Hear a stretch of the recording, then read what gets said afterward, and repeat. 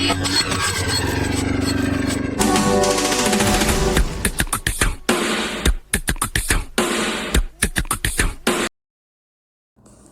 பாலா, நான் புதுசாக ஒன்றும் பேச போகிறது இல்லைங்க.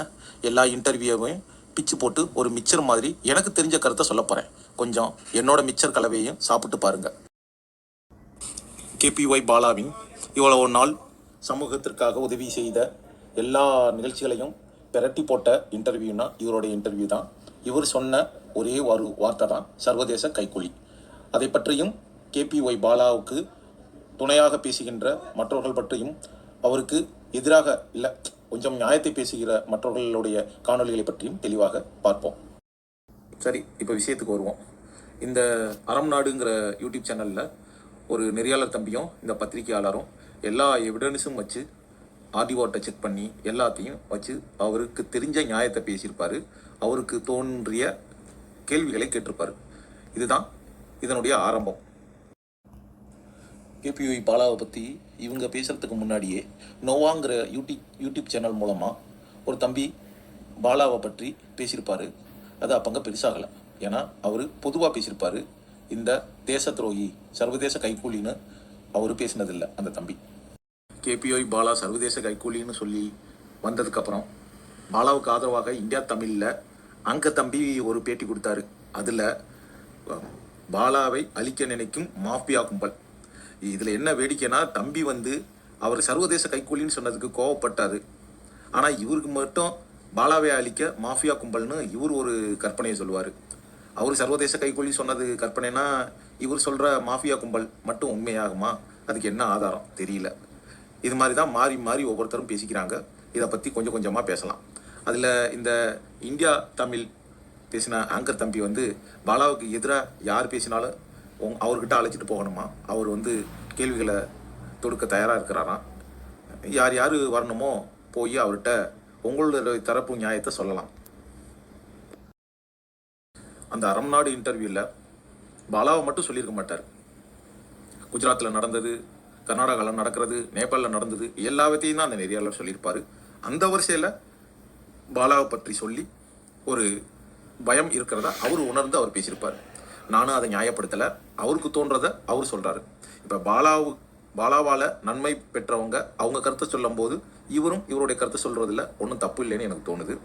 நான் என்ன சொல்கிறேன்னா, பாலாவுக்கு ஆதரவு சொல்கிறவங்க எல்லா பேரும் பாலாவை பற்றி சொல்லும்போது ஒவ்வொரு பாயிண்டில் ஒவ்வொருத்தரும் லாக் ஆகுறாங்க.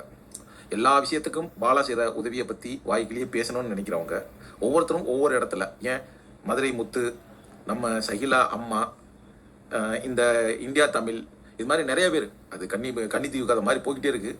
பாலாவுக்கு ஆதரவாக பேசுகிறவங்கெல்லாம் பேசிக்கிட்டே தான் இருக்கிறாங்க. நான் என்ன சொல்கிறேன்னா, பாலாவுக்கு ஆதரவாக பேசுகிற நீங்கள் அவங்க கேட்குற எல்லா கேள்விகளுக்கும் தெளிவான விளக்கம் கொடுங்க. அதுக்கப்புறம் அவங்க கேட்குற கேள்விக்கு ஒவ்வொன்றுக்கா அந்த ஆம்புலன்ஸுக்கு நம்பர் பிளேட்லேருந்து எல்லாத்துக்கும் ஒவ்வொன்றுக்கும் விட கொடுக்குறாரு பாலா. அது மாதிரி நீங்களும் விட கொடுக்கணும். சரிங்களா? இதுதான் உங்கள்ட்ட நான் எதிர்பார்க்கறது. நம்ம சகி அம்மா, அதாவது பாலாவோட சகி அம்மா, அவங்க பேசுகிறதெல்லாம் அப்பா ரொம்ப பயங்கரமாக இருக்கும். சகி அம்மாவோட பிரச்சனை என்னன்னா, சகி அம்மாவோட அம்மா தன்னுடைய பணத்தேவைக்காக சகி அம்மாவை எப்படி படங்களில் பலான படங்களில் நடிக்க வச்சு காசுக்காக அவங்கள பயன்படுத்திக்கிட்டாங்களோ, அதே மாதிரி இப்போ சகி அம்மா பாலாட்ட இருந்து ஒரு சில உதவிகளை கேட்பதற்காக பாலாவை பயன்படுத்துகிறாங்களோன்னு எனக்கு தோணுது. ஏன்னா அவங்க எவ்வளவு பிரச்சனையிலையும் அவங்க என்ன சொல்கிறாங்க, இவ்வளோ பிரச்சனைக்கு அப்புறமும் நான் யாருக்காவது உதவி கேட்டால் நீ செய்வியா தம்பி அப்படின்னு சொல்கிறாங்க. அப்படிங்கும்போது அவங்களுக்கு அவங்க பிரச்சனை தான் அப்படின்னு தோணுது. இதில் வேற ராபின் ஹுட்னு வேற பேர் வைக்கிறாங்க. அதுக்கு என்ன லாஜிக்னா, இவர் தப்பானவர்னு சொன்னதுனால தப்பானவர் ராபின் ஹுட் மாதிரி அந்த தம்பி இருக்கிறாருன்னு ஒரு பேர் வைக்கிறாங்க. சகிலாமாவுக்கு எப்பயுமே குறுக்கு புத்தி தான் நினைக்கிறேன். ஏன் இப்படி பேர் வைக்கிறாங்கன்னு தெரியல. ராபின் ஹுட் திருடி ஏழைகளுக்கு கொடுத்தாருன்னா அவரு திருடினாரு, ஏழைகளுக்கு கொடுத்தாருன்னு ஒத்துக்கிறாரு, அவரு திருடன். சரிங்களா? அதே மாதிரி உங்க பாலா திருடுறாருன்னு நீங்க ஒத்துக்கங்க, ராபின் ஹுட்னு பேர் வைக்கிறதுனால ஒத்துக்குவீங்களா? இது என்னம்மா பேச்சு?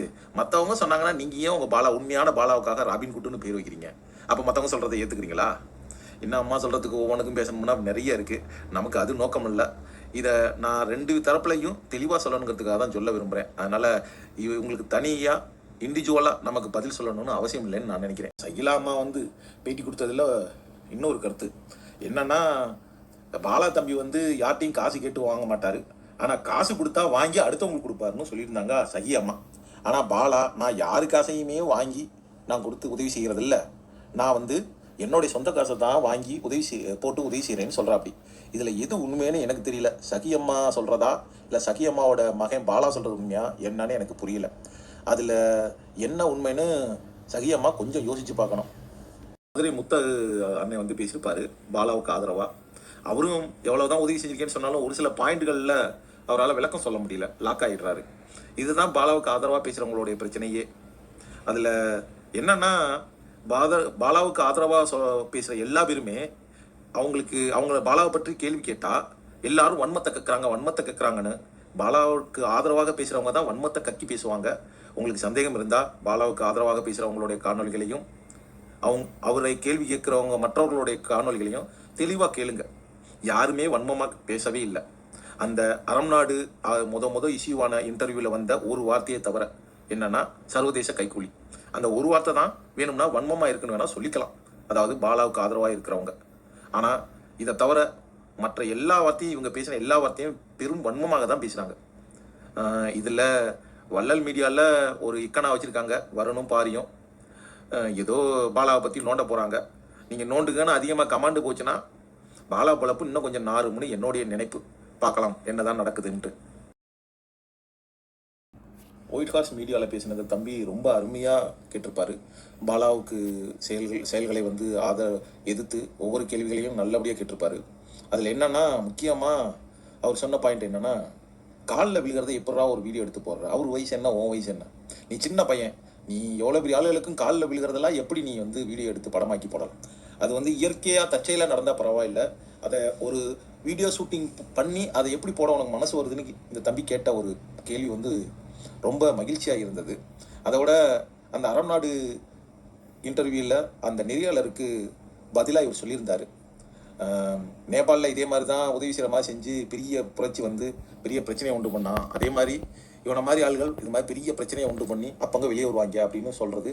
இது தமிழ்நாட்டிலலாம் அது மாதிரி நடக்கிறதுக்கு வாய்ப்பே இல்லைன்னு ஒரு நெத்தியடி பதிலாக இந்த தம்பி சொல்லியிருப்பா. அப்படி நல்ல அருமையான பதில்.